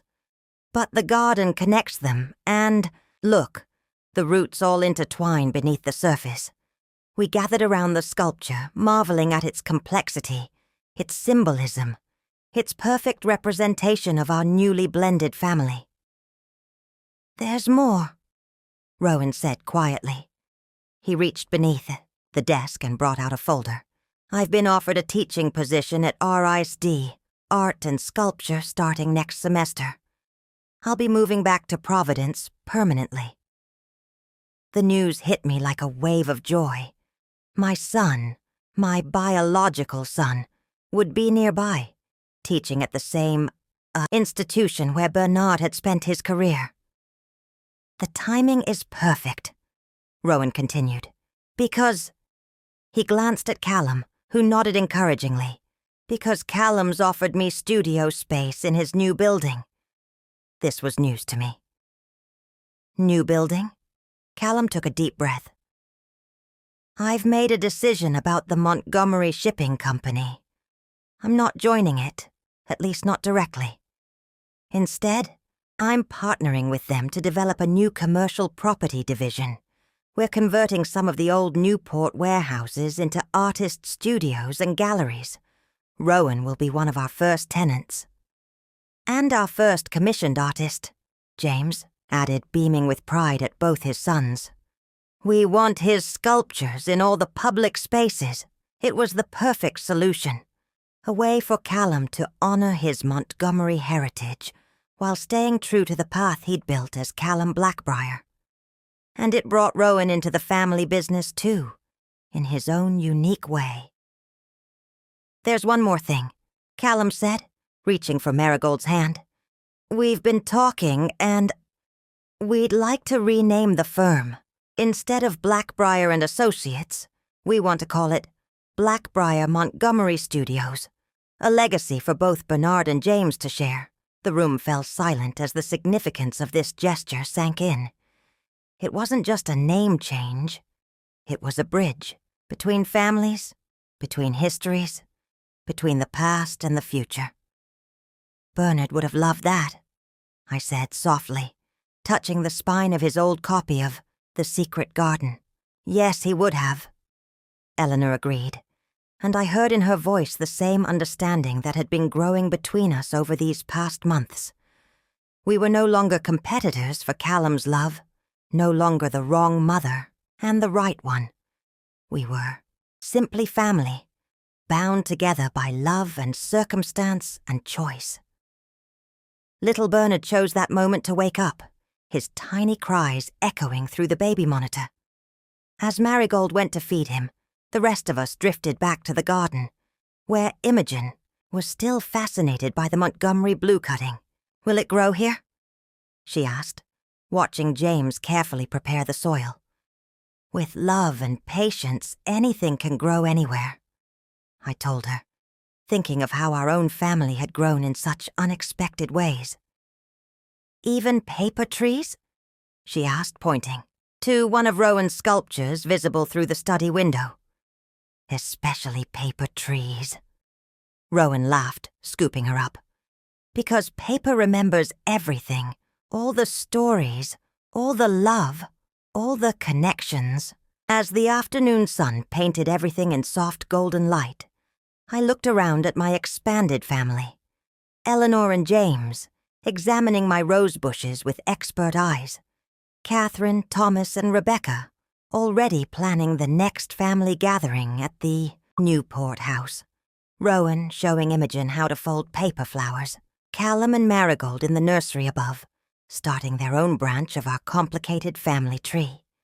And somewhere, I felt certain, Bernard was watching too, smiling at how his family had grown, how love had found its way through all the tangles, and tears to create something beautiful and new. The grandfather clock struck 4, its familiar chime carrying out into the garden, but now it seemed to be counting not just hours but blessings.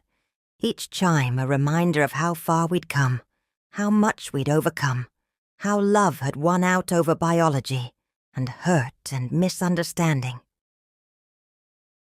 "You know," Eleanor said, coming to stand beside me, "I used to imagine finding him someday, used to dream about the son we lost, but I never imagined finding all of this, a whole other family to love." "Neither did I admitted. "When I ordered that DNA test, I was just trying to hold on to what I had. I never dreamed it would lead to gaining so much more." Above us we could hear Marigold singing softly to little Bernard, her voice carrying, down to the garden where his sister played with his uncles and aunts, where his grandmothers stood side by side, where his father's families had finally become one. Different branches, same roots, growing together in ways none of us could have predicted, creating a garden more beautiful than any we could have grown alone. 1 year later, I stood in my garden, watching as Rowan helped Imogen hang paper lanterns in the rose arbor. The Montgomery, blue had flourished beyond anyone's expectations, its unique periwinkle blooms now intertwining with my heritage roses in a stunning display of horticultural harmony. "Perfect timing," I called up to them. "The guests will be here soon." Today was little Bernard's first birthday, and we were celebrating in true blended family style. The garden had been transformed into a magical space where paper art met natural beauty. Rowan's sculptures nestled among the flowers, delicate paper creatures dancing in the summer breeze. The grandfather clock struck 3, and right on cue, cars began arriving. The Montgomerys pulled up in their elegant town car, Eleanor carrying a cake box from Newport's finest bakery. James followed with an armload of presents, while Catherine, Thomas, and Rebecca helped wrangle their own children, Bernard's cousins, who had taken to calling me Grandma Winnie to distinguish me from Grandma L. "The roses look magnificent," Eleanor said, embracing me. Over the past year, our relationship had evolved from cautious cooperation to genuine friendship. We'd discovered we shared not just a love of gardening, but a similar sense of humor and a fierce devotion to our expanding family. "The Montgomery blue is thriving," I agreed, "though I think it likes having company from the blackbriar varieties." "Just like us," she smiled, linking her arm through mine. "Better together than apart." Callum and Marigold arrived next, little, Bernard toddling between them, his dark hair and cleft chin pure Montgomery, his grey-blue eyes startlingly like mine and Rowan's. He made a beeline for the paper creatures scattered throughout the garden, his favorite toys since infancy. "Careful with those, champ," Rowan called, descending from the arbor. "I made something special for your birthday." He disappeared into his studio, formerly Bernard's study, and returned with his latest creation. It was a paper mobile, each delicate piece representing a member of our family. Ships for the Montgomery shipping line, roses for both gardens, books for Bernard's academic legacy, buildings for Callum's architecture, and art supplies for Rowan's teaching. "It tells our whole story," Marigold breathed, watching it spin gently in the afternoon light. "Not quite the whole story," Rowan smiled mysteriously. "I left room for new chapters." He glanced meaningfully at Marigold's slightly rounded belly. She was 4 months pregnant with their 3rd child, this pregnancy proceeding smoothly, thanks to the medical knowledge we'd gained through our family's journey. The party moved through the garden as the afternoon progressed. Children played hide-and-seek among the roses, just as Callum once had. James and Eleanor shared Montgomery family stories, while I contributed Blackbriar memories, our histories weaving together like the branches of our roses. "Mom," Callum caught my arm as I passed with a tray of lemonade. "Can we talk for a minute?" We found a quiet corner of the garden, near the bench where Bernard used to sit and grade papers. Callum seemed nervous, fidgeting with his watch. Not the Montgomery family heirloom James had offered him, but Bernard's old timepiece, which he'd chosen to wear instead. "The new development in Newport is almost finished," he began. "The artist studios, the galleries. It's everything we hoped it would be. The Montgomery Shipping Company is handling the commercial side, and Blackbriar Montgomery Studios is managing the creative direction. I know, sweetheart. I'm so proud of how you've balanced everything." "That's just it," he continued. "Balance. I've been thinking a lot about names, about legacy, about what we pass down to our children." He pulled an envelope from his pocket. "These are the papers to legally change my name. Not just adding Montgomery as a middle name, but making it official. Callum Montgomery Blackbriar, a true combination of both families." I felt tears welling up. "Have you told Eleanor and James?" "Yes, and they understand that I'm not choosing one family over the other. I'm honoring all of it. The name I was born with, the name I was raised with, the man who raised me, and the man who should have raised me." "Bernard would be so proud of you," I whispered. "Of how you've handled all of this. I learned from you, Mom. You showed me how to embrace change, how to let love grow in new directions without abandoning its roots." From inside the house, the grandfather clock chimed 4. Its sound carried across the garden, mixing with children's laughter and adult conversation, with the rustle of paper decorations and the soft scent of roses. "Time for cake," Marigold called, and our private moment ended as everyone gathered around the garden table. Little Bernard sat in his high chair, Imogen proudly helping him reach the cake. Eleanor and I stood together, both of us holding cameras, both of us crying, a little as we watched our grandson's face light up at the candles. "Make a wish," James called out, though of course Bernard was too young to understand. Looking around at our gathered family, I made a wish of my own, that this peace we'd found, this beautiful grafting of families, would continue to grow and flourish. After cake, as the party began to wind down, Rowan gathered everyone's attention. He stood beneath the rose arbor, looking nervous but determined. "I have an announcement," he said. "My latest exhibition is opening next month at the new Newport Gallery. It's called Grafted, a series about family, about how love grows in unexpected ways." He paused, looking around at all of us. "And I'd like to dedicate it to both my fathers, Marcus Whitfield, who raised me with love and never questioned that I was his, and Bernard Blackbriar, who I never met but whose legacy of love and learning shaped this family in ways he couldn't have imagined." The silence that followed was full of emotion. Then James stepped forward, placing a hand on Rowan's shoulder. "I'd like to add something to that dedication," he said. "To all the parents here, those who gave birth, those who raised, those who came later but loved just as deeply. We're all grafted together now, growing something new and beautiful.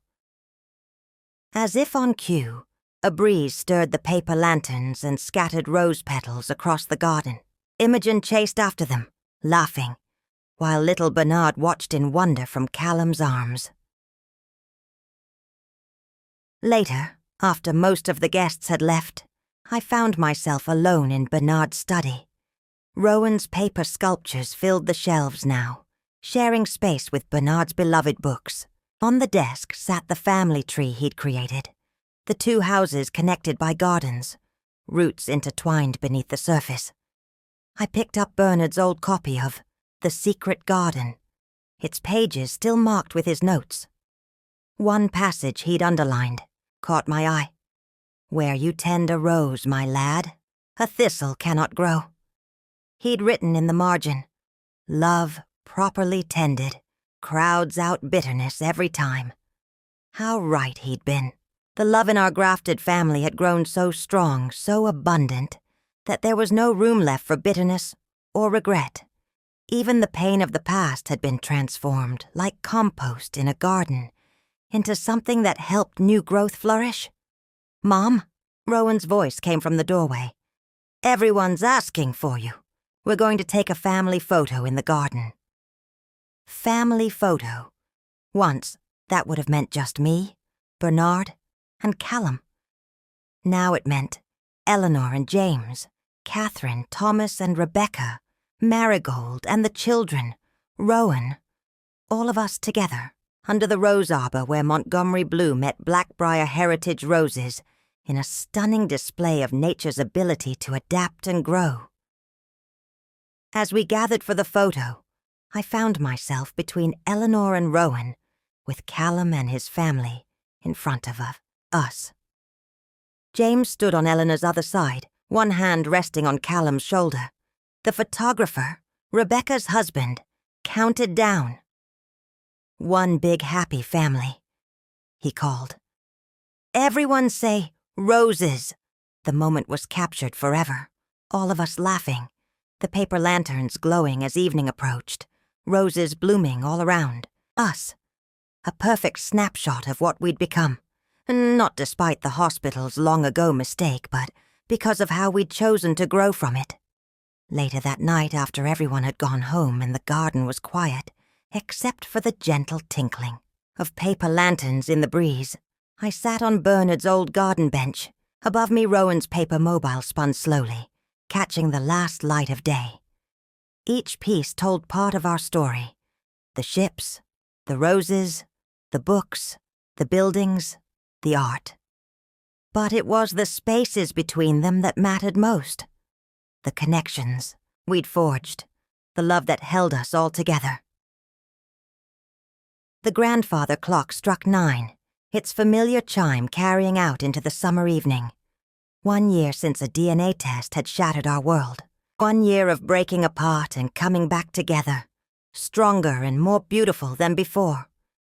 1 year of learning that family isn't just about blood or birth or names.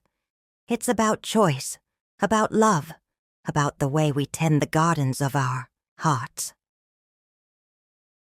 I touched a bloom of the Montgomery blue. Its unique color deepened to purple in the twilight. Beside it, my heritage roses glowed white in the gathering dark. Different varieties, different origins, growing together in perfect harmony. Just like us. Thank you, Bernard. I whispered to the evening air, for showing us how to love without boundaries, how to grow without limits, how to find beauty in unexpected places. Somewhere in the distance, a church bell echoed the grandfather. Clocks chime. 9 bells, 9 hours, 9 decades of life that had led us all to this moment, to this garden where paper art danced with real flowers, where 2 families had become one, where love had proved stronger than biology, or time, or truth. I am Winifred Thornfield Blackbriar, and this is my story of how a family shattered by truth became something more beautiful in its rebuilding. Like Rowan's paper sculptures, like my roses, like love itself, fragile yet strong, complex yet simple, and always, always growing toward the light. Up next, we have 2 more incredible stories that are waiting for you. Just click the image you want to watch, and it will take you there. If you enjoyed this video, make sure to subscribe. It would mean a lot.